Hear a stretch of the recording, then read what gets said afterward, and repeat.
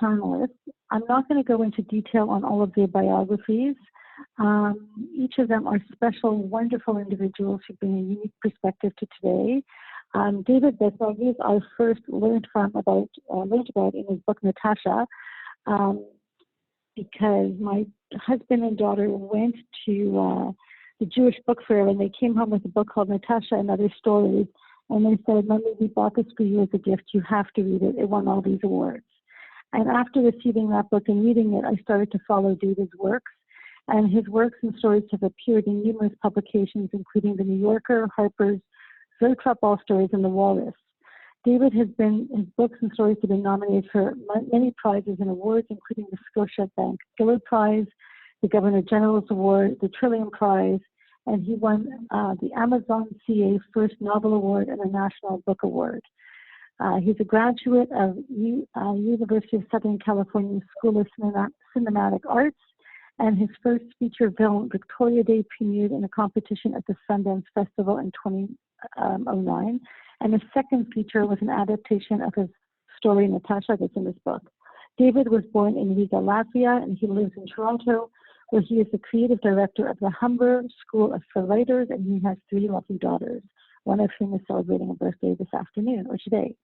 Our second panelist is Rabbi Tina Grimberg. I had the honor of sitting in classes that Rabbi Grimberg has shared at the Shavuot program at the Miles Nadal Center, and I became an early fan of hers. She grew up in the Ukrainian city of Kiev and moved to North America with her family when she was 16 years old. She soon took up the cause of rights of refuseniks in the USSR, which led her to develop a passionate interest in Jewish culture and heritage that was really impossible for her to access when she lived behind the Iron Curtain. She became actively involved in her Jewish community in Indianapolis and was initially trained as a family therapist, specializing in women's issues and domestic violence. But her love of Jewish tradition and learning and family life led her to the doors of the Hebrew Union College Jewish Institute for Religion, and in 2001 she was ordained as a rabbi. Rabbi Grimberg is the rabbi of Congregation Noam, and it is really JIAS Toronto's honor to have Darchei Noam as a partner in today's webinar. So we want to thank the congregation very much for this opportunity. And our third speaker is Keren Yaniv. For those of you who have watched our recent video that we launched for JIAS Toronto at our annual general meeting, Keren and her daughter actually are 2 of our stars in the video. And that's when I first met Keren. And in talking to her, I learned that she had a background in psychology, as she is a psychological associate and a member of the College of Psychologists of Ontario. She has a master's degree in child clinical and educational psychology. She moved from Israel with her husband and 3 children in 2015 to Toronto.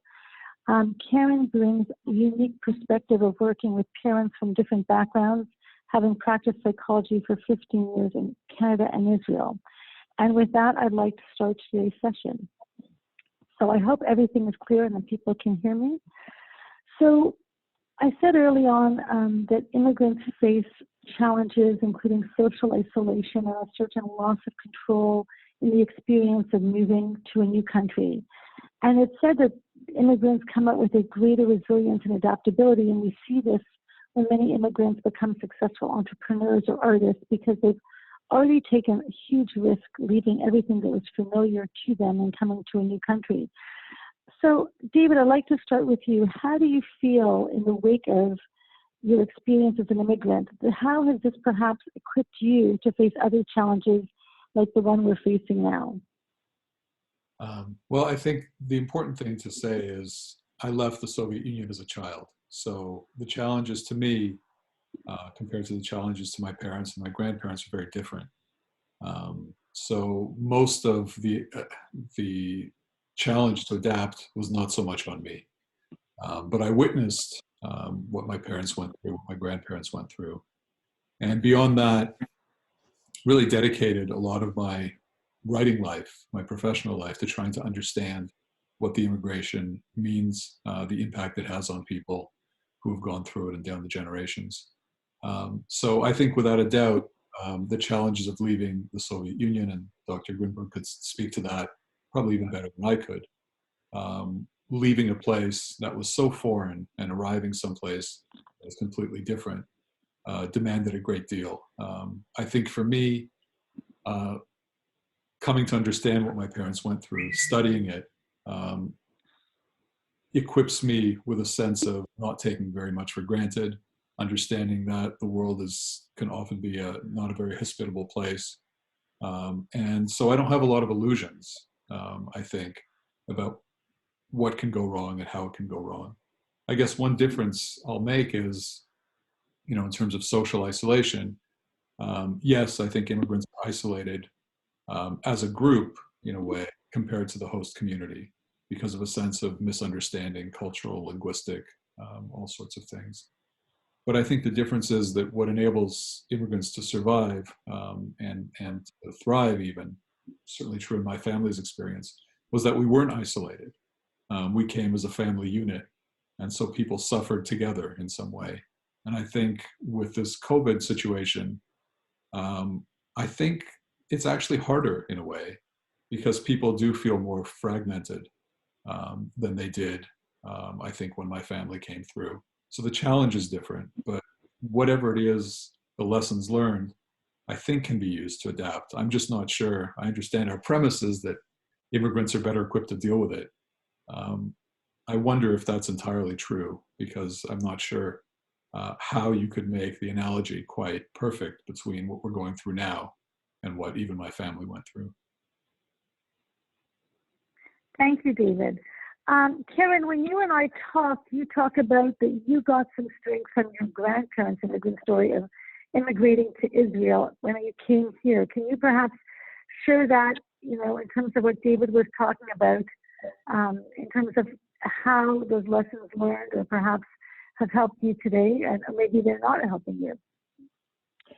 Thank you. I'm thinking, as we talked, my grandparents immigrated to Israel, made Aliyah. Two of my grandparents made Aliyah as young people in their 20s, in the mid-30s, and my maternal grandparents immigrated in 1948, so after the war. And I'm thinking that for my grandparents, when I look at what they had come through, it was a significant challenge, I'm thinking. And obviously, I'm thinking that when they immigrated, they had to rebuild themselves. And I think the fact is that, especially for my maternal grandparents who were more close to myself, they immigrated with a wave of Aliyah. So they immigrated with their community, basically, to Israel. And that made a huge difference, although they had to deal with many things that immigrants nowadays still have to deal with in terms of economic hardship, in terms of adjusting to whatever the community is, requesting of people. And when I'm looking at them, like my lessons are, it takes a lot of courage for a person to decide to immigrate, to change their environment. And it takes also a lot of flexibility. If I'm thinking for myself, for example, my grandfather, he was a musician, but I don't think he had, when he was younger, enough opportunities to fulfill his music skills, and he worked in a different area. But when he retired, he became a music teacher and traveled the world with young students and using his trumpet as his tool.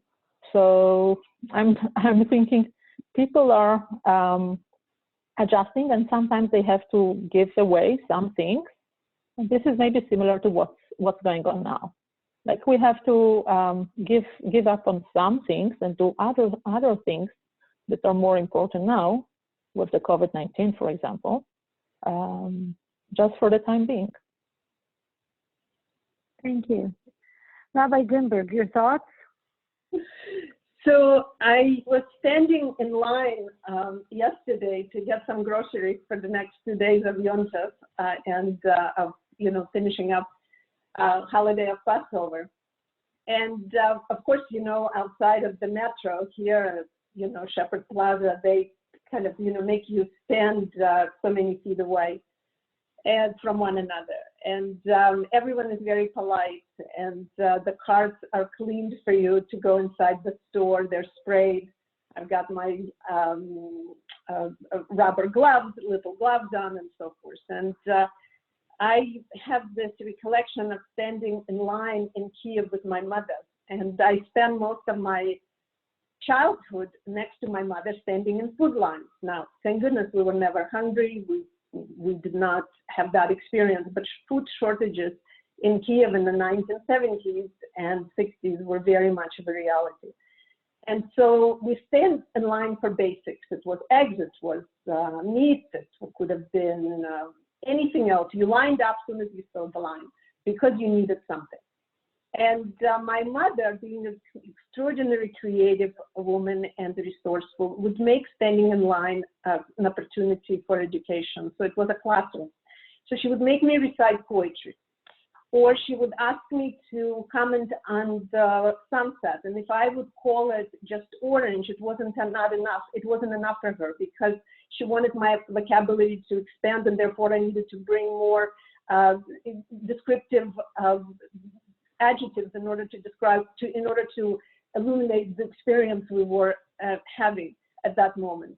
And what was interesting is that those who were standing in line in front of us and behind us often would pitch in. People would kind of get interactive in this dialogue between mother and a daughter. And if I would start reciting Pushkin, someone would have finished few lines of the poem for us because it was a communal prayer. Let me put it this way: Pushkin was the father of modern Russian, you can say, language, and he was recited and memorized both in school and in private.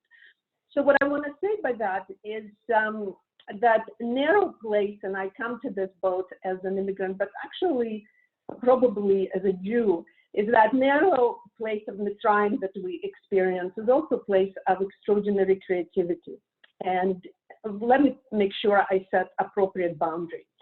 I'm not talking about tragic cases at the moment. I'm not talking about frontline workers who are in a hospital battling this. I'm not talking about someone in ICU right now. It's very important to place this in a manageable dialogue. So we're talking about kind of a mainstream approach to COVID and so forth. So what I want to say is that isolatory experience is a very fruitful experience. I think that throughout our life, from the birth till we die, we absolutely ache for connection. We're made as human beings. We're created in such a way to have a need. We're also created to be isolatory as well. And immigrant experience is sort of an easy experience to box us and say this group and that group, and I don't feel part of this group, but I need to feel part of this group.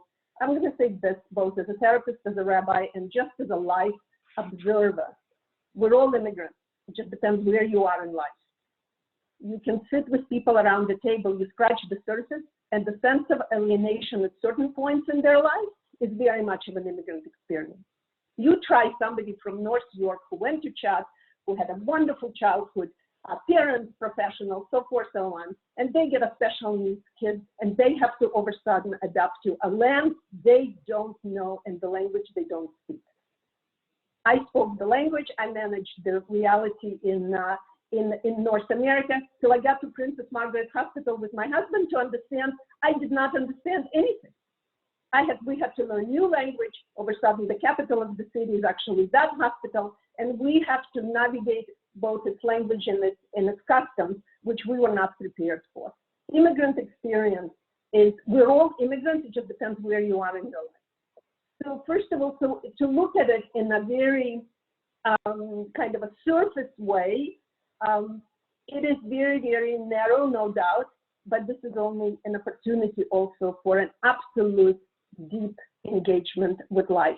And bottom line, the question stands to us: what kind of a person do we want to emerge from this experience? Who do you want to be? You have an opportunity. Who do you want to be? and you have an opportunity to fashion yourself. So I'm going to say, if I can, later on a little bit more about it, but these are just gathered initial thoughts. So. Well, I'll hold you to that, and I'll definitely ask you about that. Keren, as you work dealing with parents and teens, one of the things that you shared with me was that the coping mechanisms that traditionally worked for you don't work for you with COVID. Could you perhaps give some insights to that to the group, and then I'm going to move to David? Yeah, well, I would say that some coping mechanisms are helpful, and some, and we have different mechanisms to cope with things and with stressful situations, and as well as uncertainties. And definitely we have many uncertainties.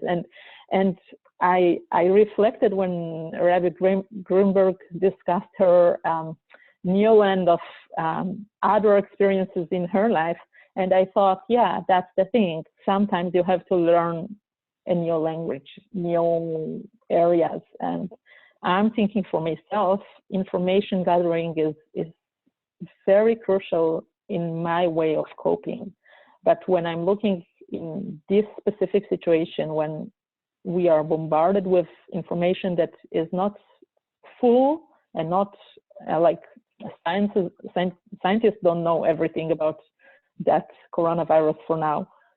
So it could be like, for me, a bit overwhelming and not helpful. And I would stick to the information. I know that sometimes you have to have like a diet of news and, you know, everything that is stressful, and cope with, use other mechanisms. So for example, for myself, relating to my family, and especially my household, for sure, we're all together, but also to my family overseas, as well as to community members and people like we're doing just right now. I think this is also very important. And although we have like the title of social distancing, in fact, it is physical distancing. No one is actually asking us to distance ourselves socially. In fact, to the contrary, it is helpful to be engaged and to do as many whatever platform meetings, because it's very helpful to realize how much support we can have. I find like it's interesting. Recently, the amount of catch up that I needed to do on things like for my professional work, in terms of learning how to do more online meetings, online sessions with parents and with kids even. This is something that was not new to me. In fact, I would say that ever since I started learning in the late 1990s, it was fascinating to me to see how the internet could be helpful in ways, and how communities are engaged over the internet. Back then, like places like AOL and forums and these kind of things. And we can see it all as well. I think many immigrants find that such communities, whether it be on a Facebook or listservs or whatever, is very helpful for them. And I think this is something that is really helpful for everyone nowadays, just because of what I would call physical distancing. Thank you. I love how you segued the idea of learning a new language. And I think that's something, whether it's actually English or a new language of behavior or a new language of being technologically astute, that new circumstances force us to listen and to speak in different ways, which leads me to ask David the question, as an author, as an immigrant, as somebody who is a voice, and in many ways your words paint the pictures of the language and the issues that immigrants face. How are you seeing what's going on now, the lessons that you take or the lens that you take, you know, from your experience, both in terms of your cinema, your writing, and just an observer of the world? Well, I guess one thing is, as I listen to everybody, I think, you know, since we're speaking in terms of immigrants, for this experience, there are things in thinking about immigration and in writing about it, there are certain hardships that I've understood or assimilated. And so understanding that the world can be very cruel, you can end up with a tremendous amount of scarcity. I mean, we left the Soviet Union with nothing. We came here. My parents had no language. You tried to figure out the system. And those sorts of tools, understanding how difficult life could be in practical terms, and writing about it, and even thinking back to even my grandparents' generation and World War II, and whether it was, fighting at the front or being in the evacuation in some deep part of Russia with very little food. All of these sorts of things, I think, prepared me for one type of experience.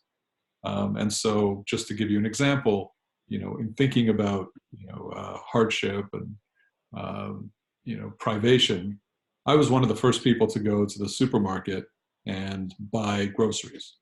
Like, to my mind, I expect a certain type of breakdown because of having a context from my own family's experience and my own experience.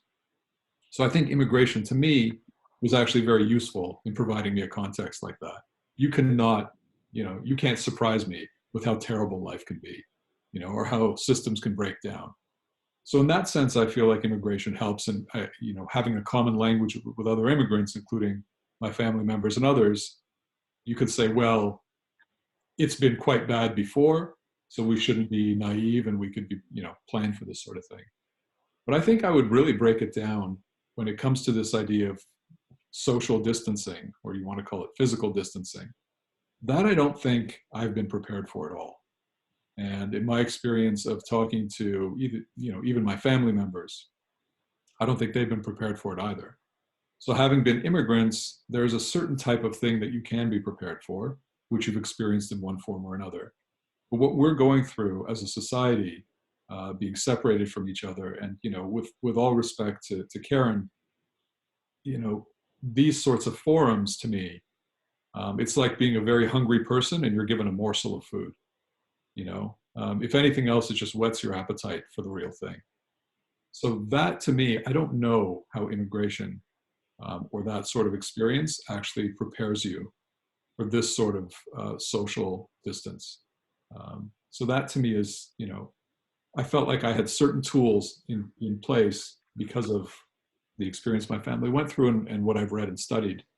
But certain things I also really, have discovered that I haven't. I'll make one more point. I wrote a novel. My last novel was called The Betrayers, which was heavily based on Anatoly Sharansky and people like him, and read a lot about people, prisoners of Zion, who, really were in the front lines and really paid a price and spent time in prison and spent time in jails and spent time in isolation for a long, long time.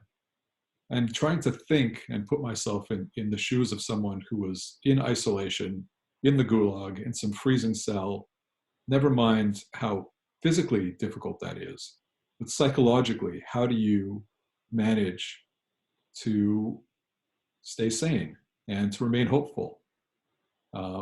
And I thought that those lessons in thinking about, a man like Sharansky and writing about him would serve me well when I'm isolated in my own home. And I think to some extent they have, but to a greater extent, to be honest, I've discovered that whatever illusions I had about myself and my own resilience, I'm actually a far weaker person than I anticipated I would be. Well, I'll disagree with you on that because I think that you're giving a lot of us strength. Last night when we spoke, you talked to me about from your work with Sharansky. It made you think about the question about how to rethink our lives so that it becomes a different type of purposeful. And that's a lesson learned. And I'd like to segue that thought, and hopefully you can have a conversation amongst the three of you.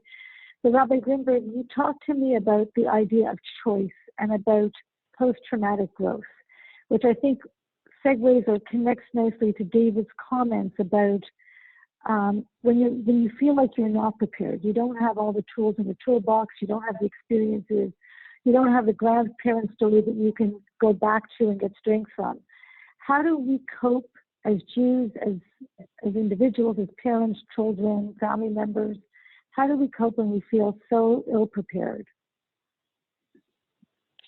So I think this, the term moral imagination was, if I may borrow in a way kind of adopted by Christine Hayes, one of my teachers from at Hartman Institute, who,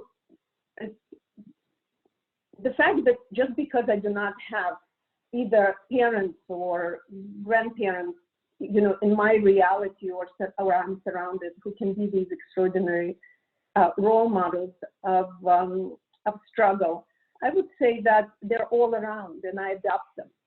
So, you know, it is human experience, and I think that Jewish experience, I do not see myself as one, or at times I do, of course, I function as a mother, as a rabbi, as a woman, you know, as a therapist, or in my rabbinicism, you know, but I stand not alone, I stand with my people. Knesset Yisrael, the sort of community of the Jewish people, stand with me, and this way I stand within humanity. So behind me and in front of me and alongside with me, a number of people. Are there imaginary souls? The answer is yes, both and not so. Meaning that my tradition allows me an extraordinary opportunity to engage with Jews throughout the centuries. And the text, Jewish text, becomes my homecoming and my homeland. And I can speak about a part of tradition or learning, whether it is from the text from the 6th century, or whether it is from the Torah, or whether it is from Talmud, or whether it is commentary by Rashi, and share this with thousands of Jews throughout the centuries who learned along with me and continue to learn so. So my experience of isolation is temporary, because I'm not in a deeply, if I may call it, spiritual way, not isolated. I walk through the history as Knesset Yisrael, as the part of the Jewish people. And because I'm part of this, and human beings can learn from all models, if I would take experience, thank goodness I was not ever in prison, and my grandmother certainly had experience in a Soviet prison, and that's a very difficult chapter in my family life. She never talked about it. I learned about it from my older sister and from my mother. But if I read Viktor Frankl's book, Man's Search for Meaning, he's my guide. Here's my uncle. He's what I claim him as my uncle. Even so, my family. Even so, he's you know, he was a German Jew and so forth, so on.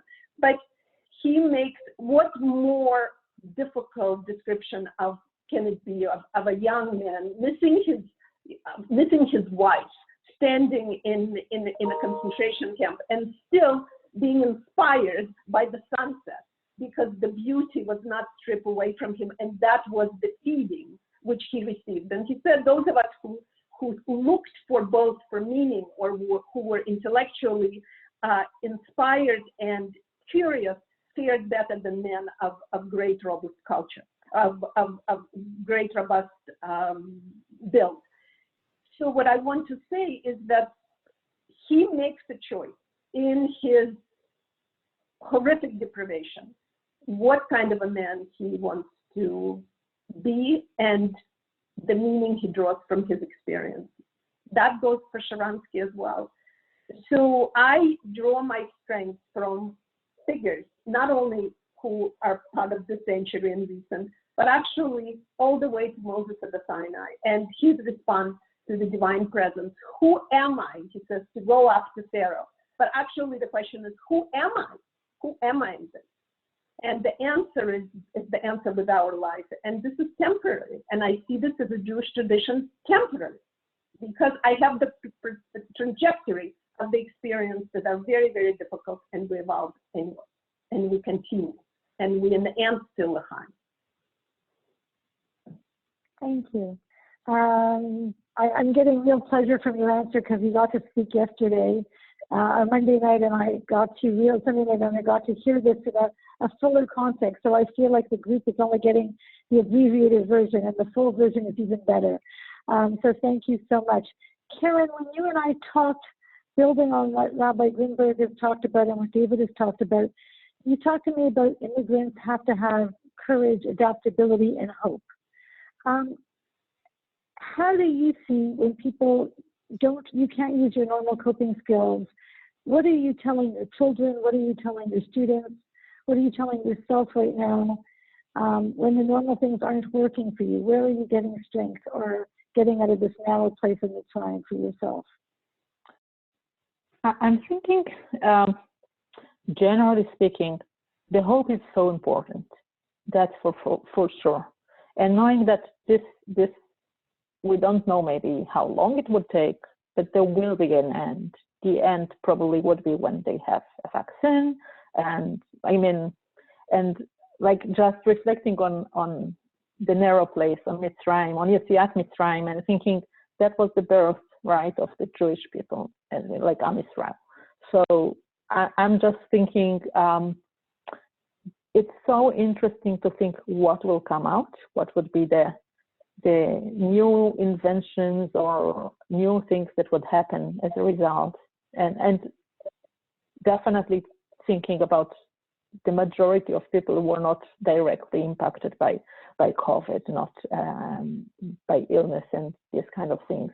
But I'm thinking it's so important for parents and looking at children to keep things that are important to maintain routine.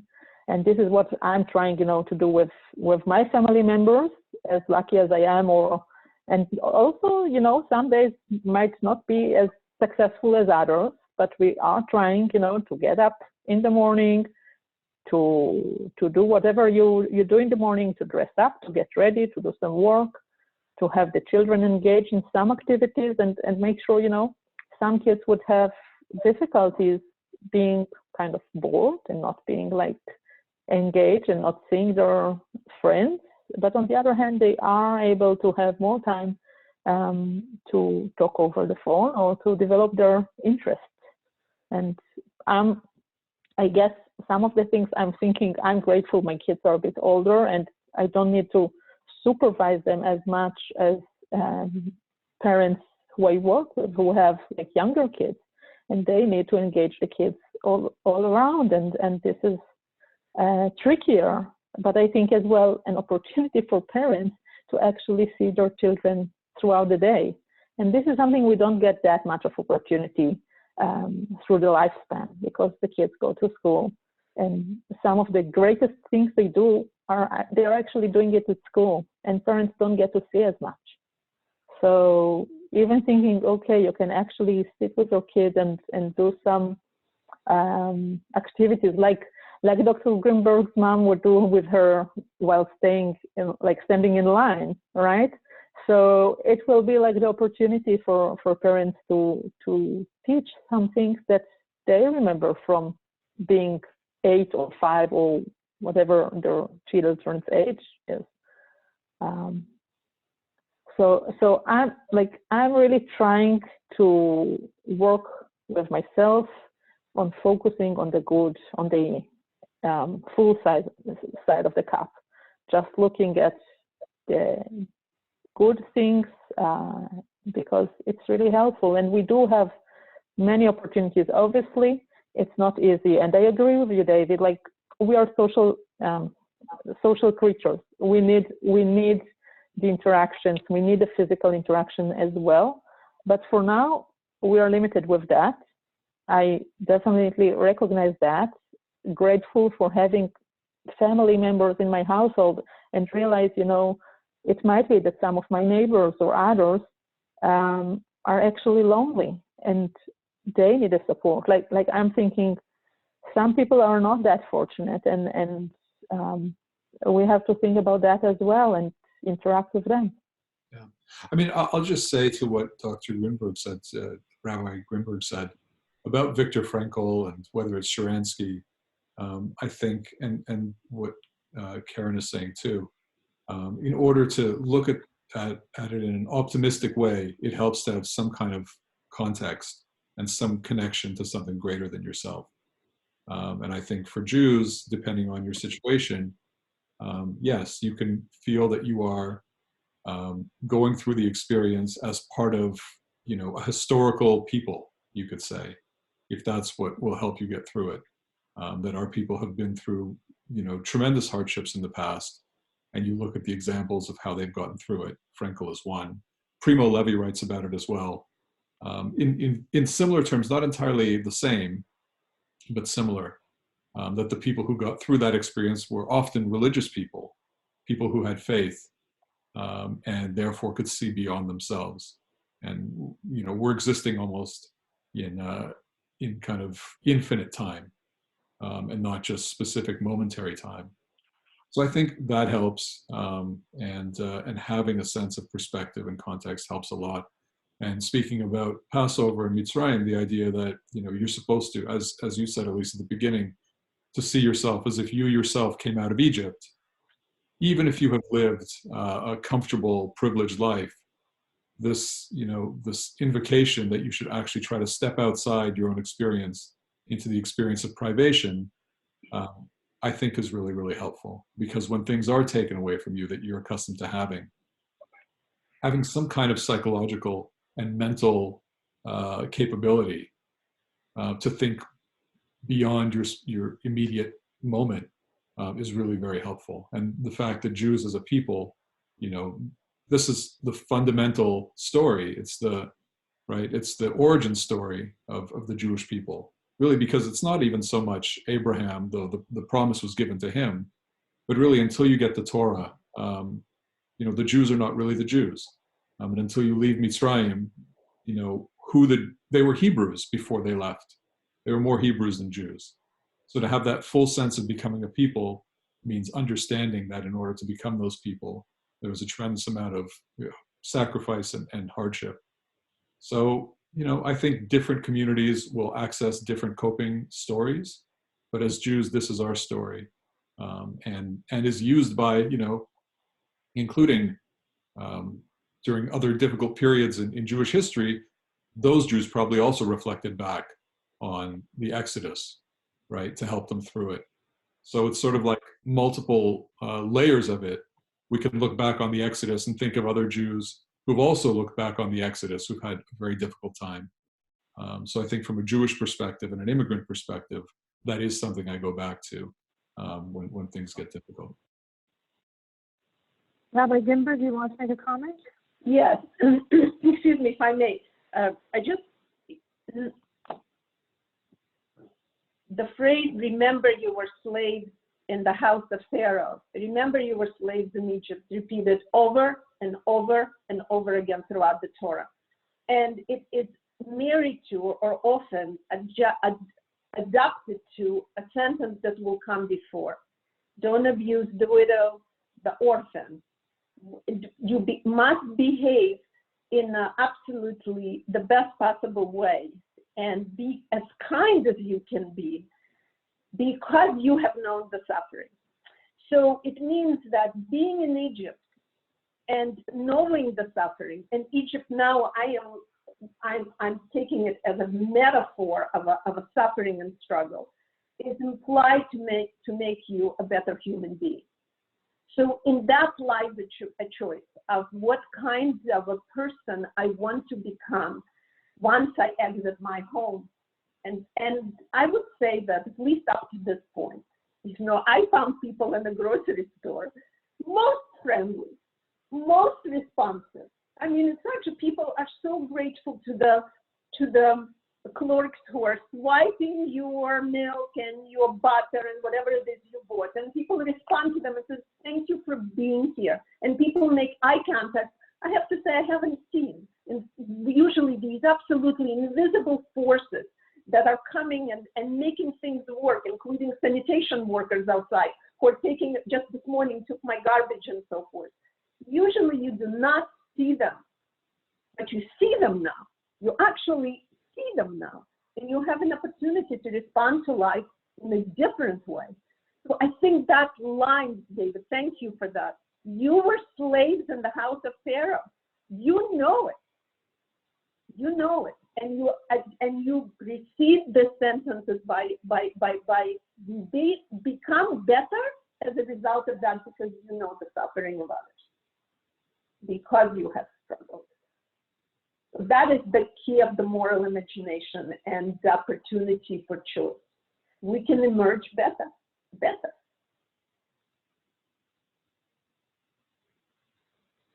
Rabbi Grimberg, you're picking up on Karen's comments that we have choices to make, that we can look at this with the glass not half full, but looking at trying to see the good in it. What I'd like is, you mentioned the idea of how do we want to emerge. And David and I had this conversation last night about the conversation that we're having today would be probably a very different conversation than 3 months from now. You know, where we're at this moment of time. So with that, I'd like each panelist to take a couple of moments to sum up what they would share. But there was one question that came up for David before then that just popped up. My question to David: what helped you when you arrived to Canada to be connected to your creativity in writing? So perhaps you can weave that into your summary comments or your summation. I mean, when I arrived in Canada, I was very young. I was 6. But I will say that at a certain point in my life, I don't know, maybe when I was a teenager, I understood that the experience of the immigration and my family's experience of it was the central experience of my creative life and probably of my life in general. I think about it quite a lot. And it was that way because it was incredibly dramatic, and it exposed people down to their core, which for the telling stories and creating art, I think is what connects me most. I want to see what people are really like. What is the truth like? And the truth is often revealed when people meet their extremes. And so in that sense, the immigration, has been a wellspring for me, as well as the hardships that my family faced even before the immigration, whether it was in the Soviet Union as Jews or during the war, all of those things. So that has not only fed me creatively, but I think it's really shaped my moral idea of myself and my moral idea of the world. And it continues to, even all these years removed. It's funny, it's been 40 years since we came to this country. And you would think that some of this would wane or pale, that it wouldn't seem so important anymore. And yet it still seems to. Keren? I'm thinking, about this situation and about myself and family as immigrants, as recent immigrants to this country. And I'm thinking, it is very interesting to me to think about how, with all the challenges of life now, this pandemic kind of put everyone in the same boat. We are all in this together, and we are all dealing with this one way or another, with maybe more or less resources, but everyone is the same when they need their groceries. They all have to wait, and we're kind of the same in many things.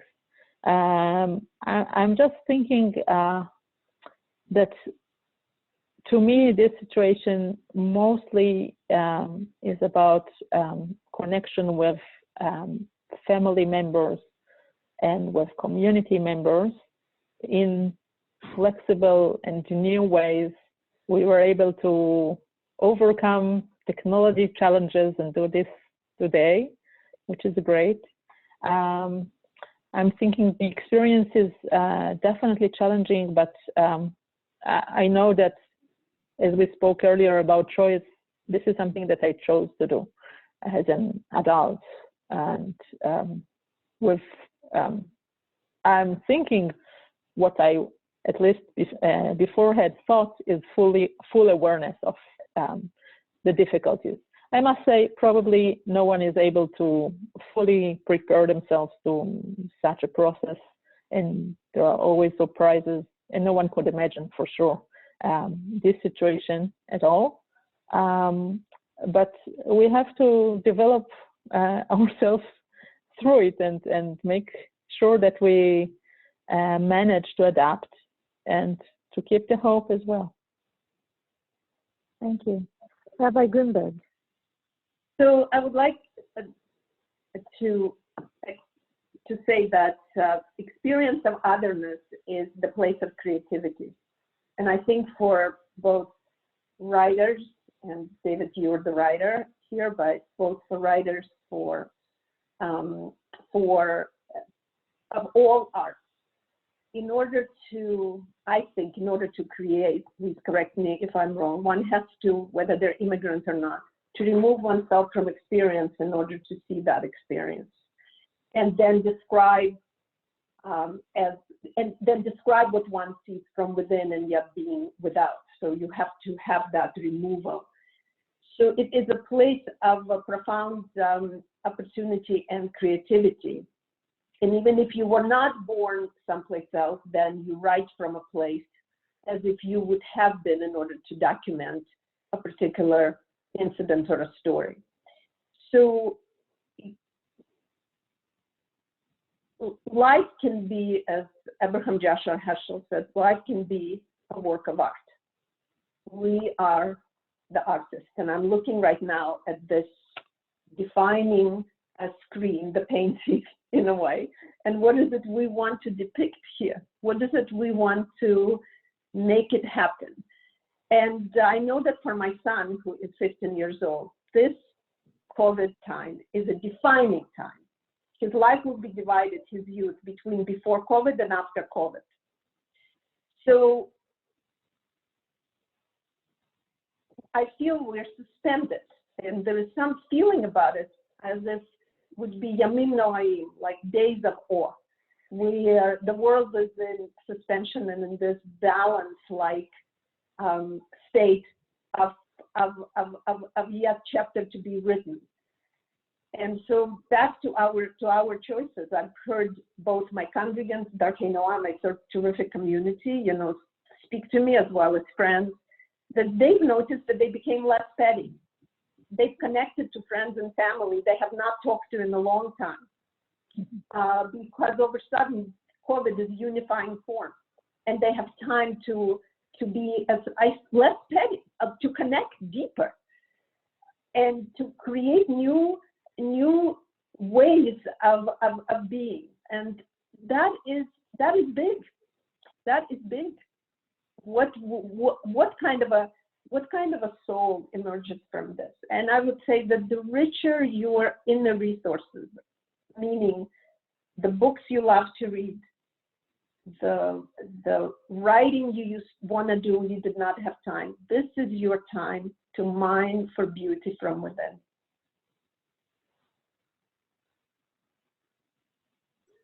I'm looking at the time. I'm cognizant of it. It is 5 minutes before the ending.